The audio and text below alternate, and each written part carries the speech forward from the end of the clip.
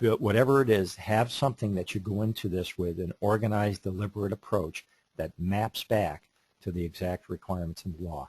Create your scoring mechanism, do your assessment, document your gaps, develop a remediation plan, execute that plan, and then document and circle back and keep the process going. When it comes to doing a security assessment and you look at those 53 implementation specs in the law, because that's ultimately what you're going to be measured against.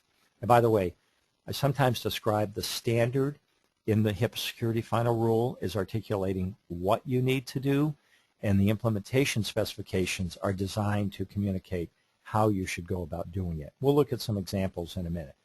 But fundamentally, when you start doing your compliance assessment, you need to answer 3 key questions.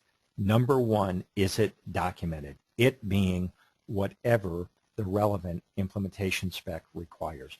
Let's say it's around data backup. That happens to be an example of a one of the implementation specs. You're creating exact retrievable copies of PHI.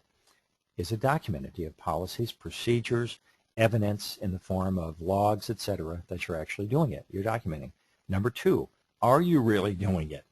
You can have the greatest policies and procedures in the world, but if nobody's following them, you fall down. Number 3, is what you're doing, whether it's documented or not, reasonable and appropriate? Let me give you a little simple-minded, perhaps dumb example. Small medical practice, you go in and say, let's talk about data backup. Let's stick with that example.